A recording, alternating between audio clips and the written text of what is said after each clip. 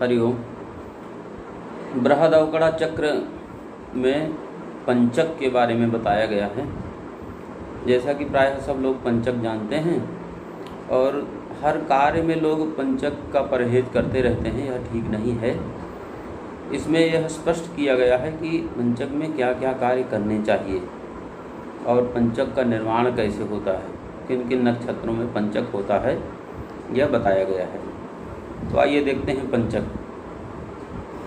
धनिष्ठार्धोत्तरम पंच ऋक्षेषु त्यजेद्बुधः याम्यदिग्गमनं शय्या पूरणं गेहगोपनं स्तंभोच्छ्रायं प्रेतदाहं तृणकाष्ठादिसंग्रहं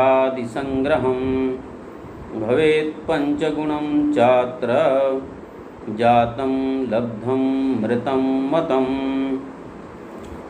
तो धनिष्ठार्धोत्तरम पंचक जो बनता है वो धनिष्ठा के अर्धोत्तर से, धनिष्ठा नक्षत्र के आधा बीत जाने के बाद जो उत्तर भाग है धनिष्ठा का, अर्थात धनिष्ठा के पूर्वार्ध में पंचक नहीं होता।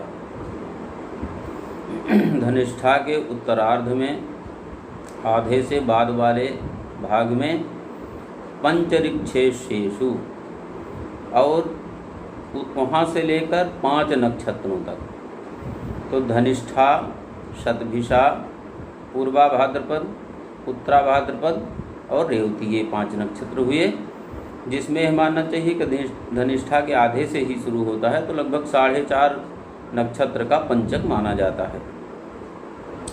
तो इन नक्षत्रों में धनिष्ठा, शतभिष, पूर्वा भाद्रपद, उत्तरा भाद्रपद और रेवती, इन नक्षत्रों में क्या क्या त्याग करना चाहिए पंचक होने से? याम्य दिग्गमनम, याम्य माने होता है दक्षिण, दिग माने दिशा, गमनम माने जाना। दक्षिण दिशा नहीं जाना चाहिए, दक्षिण दिशा की यात्रा पंचक में वर्जित है। शय्या पूरणम, और जो शय्या का निर्माण होता है, शय्या चारपाई, देहात में प्रायः बाध बगई से लोग चारपाई बिनते हैं, तो चाहे तो बाध बगई सुतली से चारपाई बिनने का कार्य हो, चाहे चारपाई बनाने का कार्य हो, और चाहे प्लास्टिक से ही चारपाई बिन रहे हों, वो भी कार्य वर्जित है। तो चारपाई बुनने से संबंधित कार्य पंचक में नहीं करना चाहिए। गेह गोपनम, गेह गोपनम का मतलब होता है घर को छाजना, छाजन करना घर का। तो तृणकाष्ठ के द्वारा पहले लोग छाजन करते थे, अब छत डालते हैं, तो पंचक में छत डालना भी नहीं चाहिए, मतलब घर के ऊपर की छाया नहीं बनाना चाहिए। स्तंभोच्छ्रायम, और स्तंभोच्छ्रायम का मतलब खंभा गाड़ना, स्तंभ माने खंभा, किसी भी प्रकार का खंभे गाड़ने का कार्य नहीं करना चाहिए।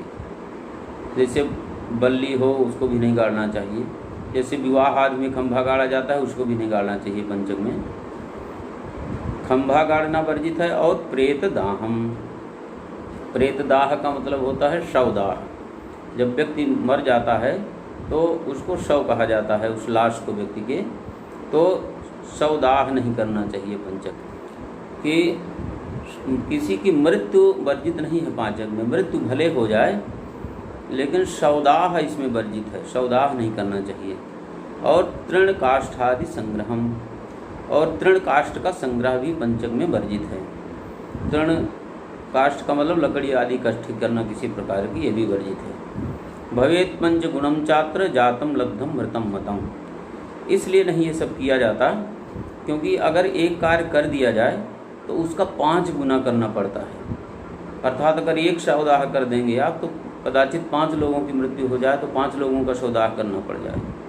और जैसे आप दक्षिण यात्रा कर रहे हैं तो उसमें भी कई लगातार यात्राओं से यात्राएं हो जाएं तो क्लेशप्रद हो जाती हैं। इसी प्रकार जैसे घर बना रहे हैं आप तो एक बार में न पूरा हो, 5 बार में वो पूरा हो, अथवा लकड़ी आदि संग्रह कर रहे हो तो उसको 5 बार में करना पड़े, एक बार में न सिद्ध हो। इसलिए ये सब कार्य नहीं करने चाहिए, जिससे सरलता से एक बार में हो जाए। इसलिए पंचक में इन कार्यों का त्याग करना चाहिए। क्या क्या?